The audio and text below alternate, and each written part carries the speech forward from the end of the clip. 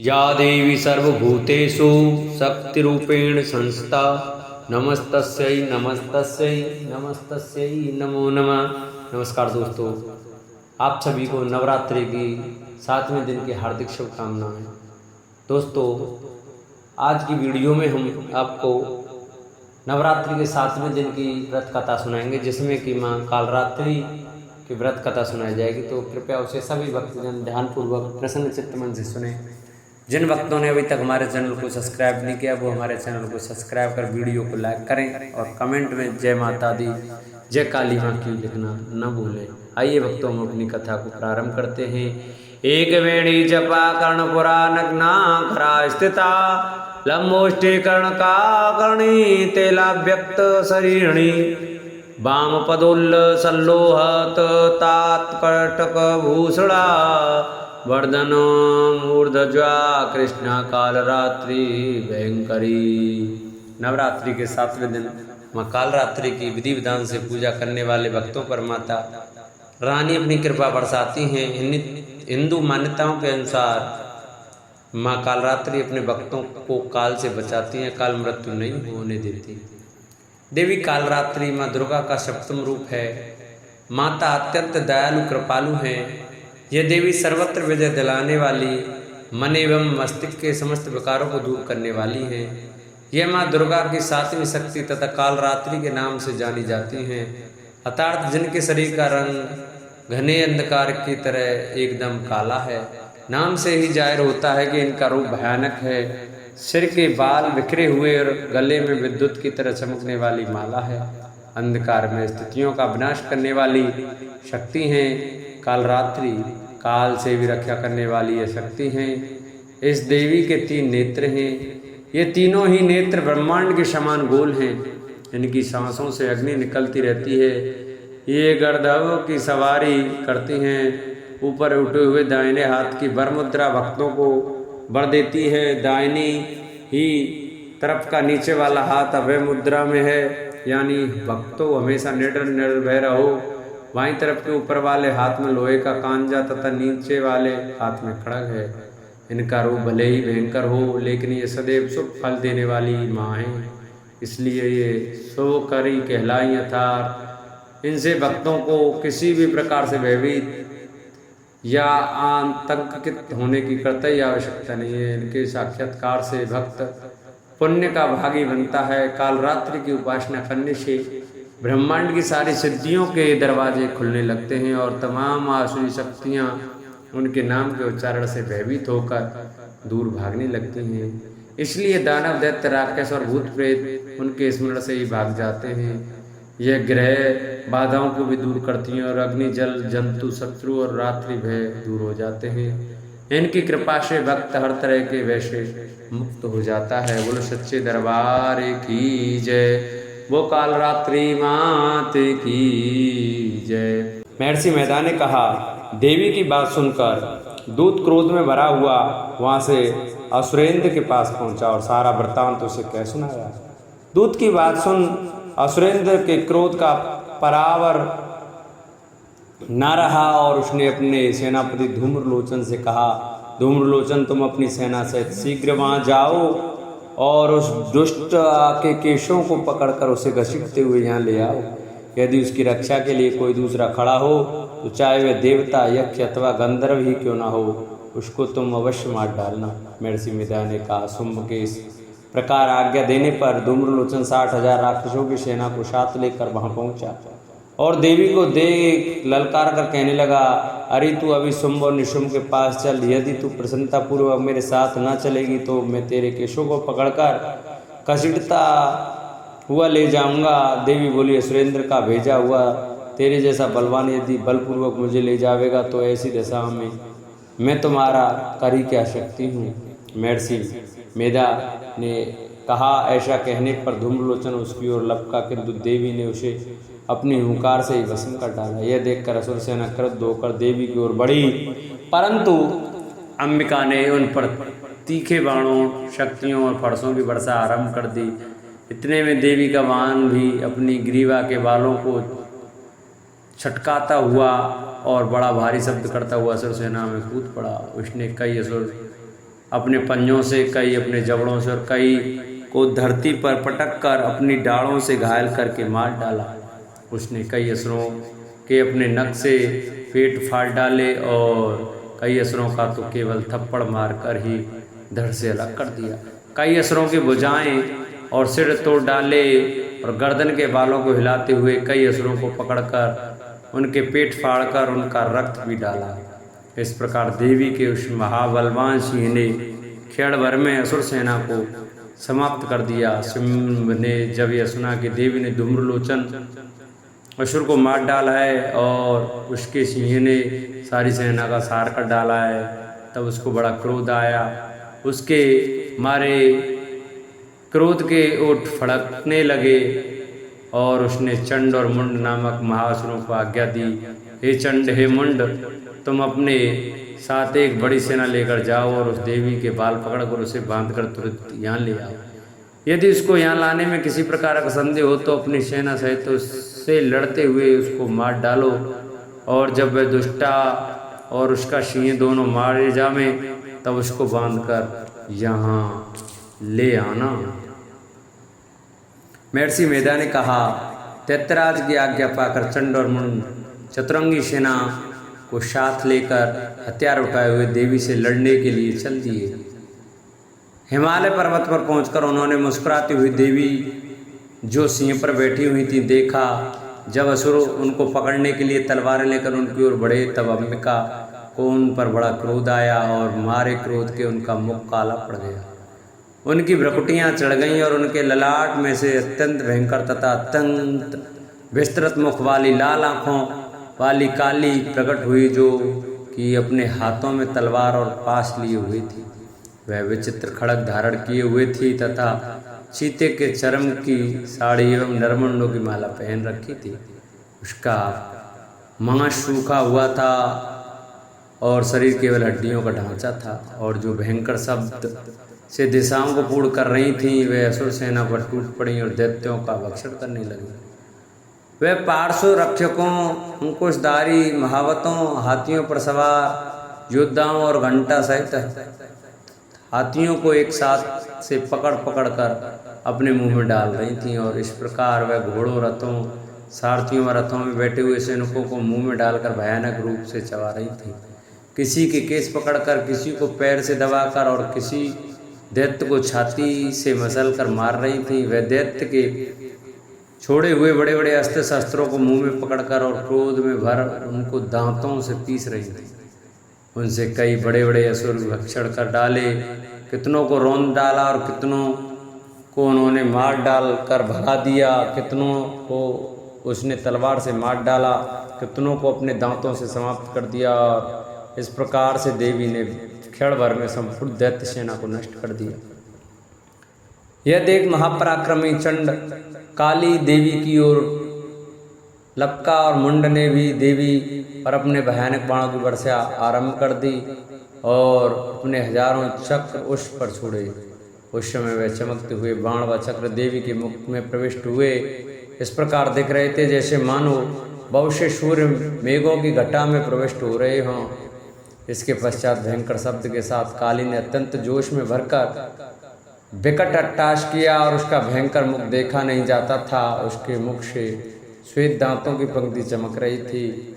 फिर उसने तलवार हाथ में लेकर हूँ शब्द कहकर चंड के ऊपर आक्रमण किया और उसके केस पकड़कर उसका सिर काट अलग कर दिया। चंड को मरा हुआ देखकर मुंड देवी की ओर लपका, परंतु देवी ने क्रोध में भरे उसे भी अपनी तलवार से यमलोक पहुंचा दिया।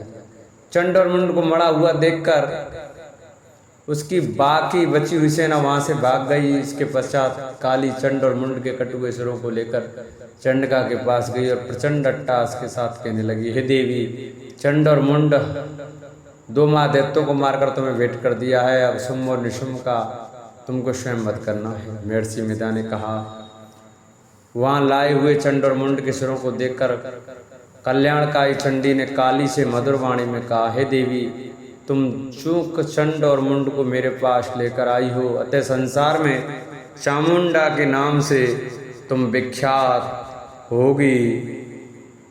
बोलो सच्चे दरबार की जय। महर्षि मेधा ने कहा, चंड और मुंड नामक असुरों के मारे जाने से और बहुत सी सेना के नष्ट हो जाने से असुरों के राजा प्रतापी शंभु ने क्रोध में युक्त होकर अपनी संपूर्ण सेना को युद्ध के लिए तैयार होने की आज्ञा दी। उसने कहा, अब उदययुध नामक 86 असुर सेनापति अपनी सेनाओं के साथ युद्ध के लिए जाएं और कंबु नामक 84 सेनापति भी युद्ध के लिए जाएं और कोटवीर नामक 50 सेनापति और धौम्रकुल नाम के 100 सेनापति प्रस्थान करें। कालक दोहर मौर्य और काल के यह दैत्य भी मेरी आज्ञा से सचकर युद्ध के लिए चुप करें।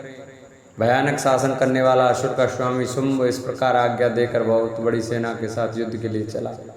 उसकी सेना को अपनी ओर आते देखकर चंडिका ने अपनी धनुष की टंकोर से पृथ्वी और आकाश के बीच का भाग गुंजा दिया। हे राजन, इसके पश्चात देवी के सिंह ने दहाड़ना आरंभ किया। दिए और अंबिका के घंटे के शब्दों ने उस ध्वनि को और भी बढ़ा दिया। धनुष की टंकोर, शेर की दहाड़ और घंटे के शब्द से पृथ्वी और आकाश के बीच का भाग गूंज उठा और इसके साथ ही देवी ने अपने मुख को और भी भयानक बना लिया।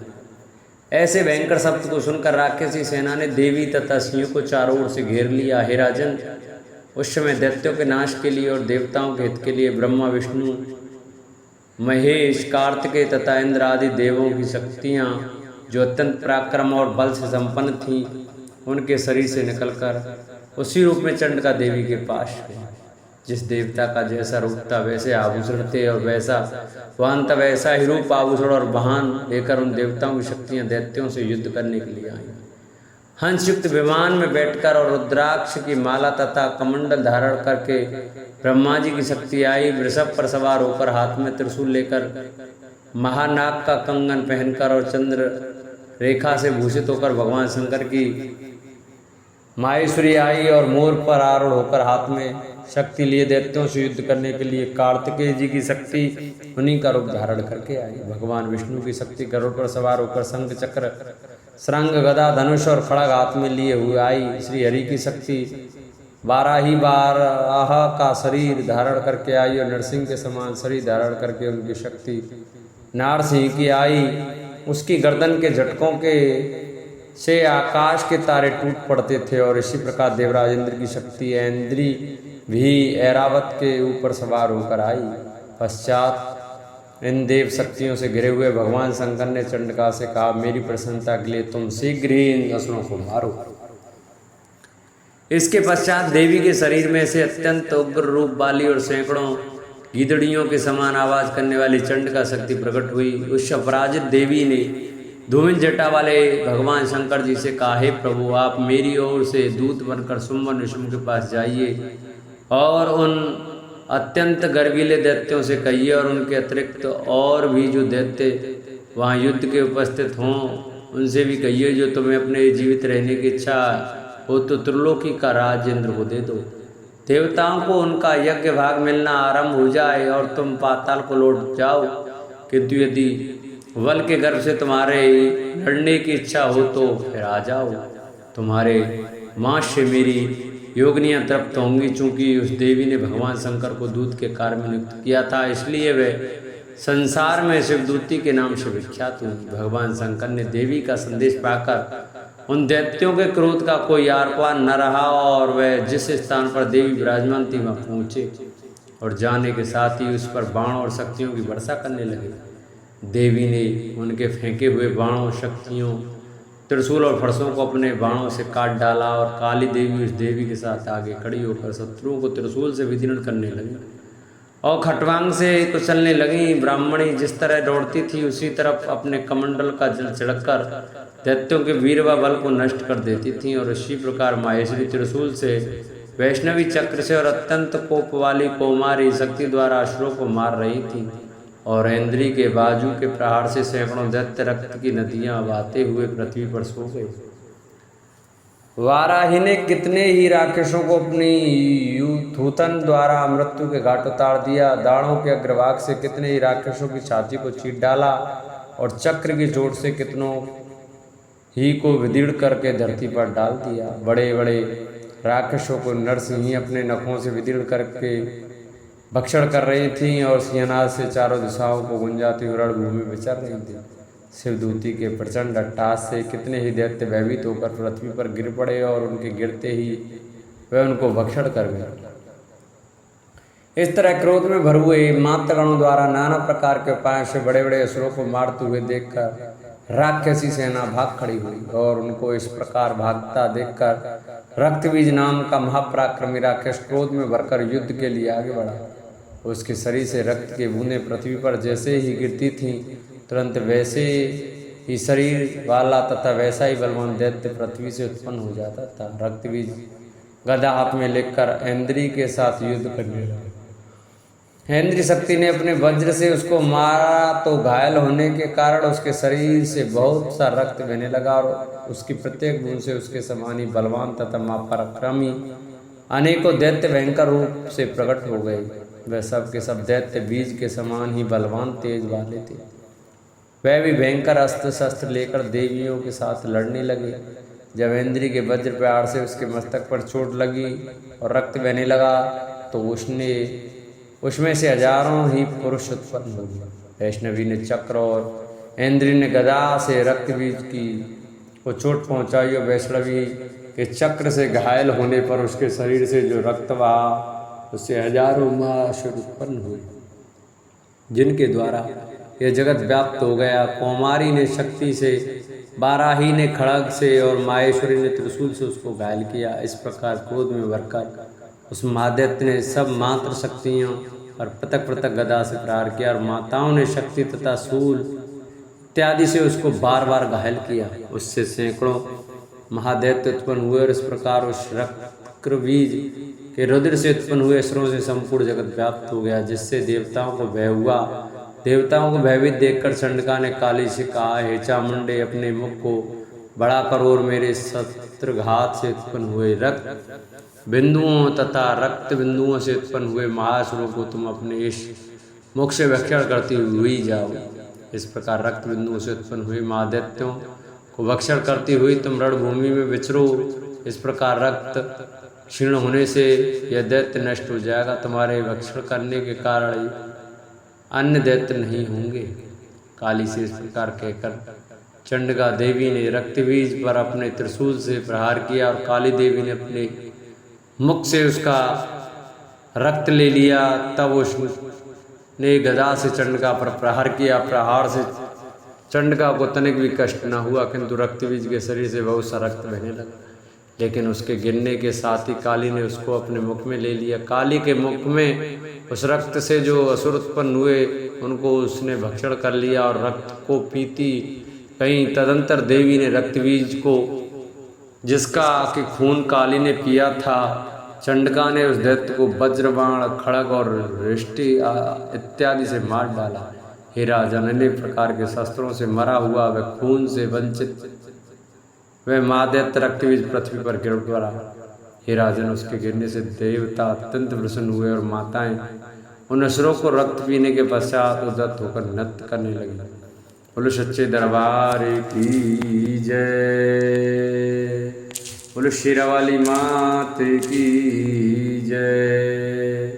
जिन भक्तों को हमारी ये वीडियो, हमारी कथा अच्छी लगी हो, वो हमारी वीडियो को ज़्यादा से ज़्यादा आगे शेयर करें। जिन भक्तों ने अभी तक हमारे चैनल को सब्सक्राइब नहीं किया वो हमारे चैनल को सब्सक्राइब करें, वीडियो को लाइक करें और कमेंट में जय माता दी अवश्य लिखें।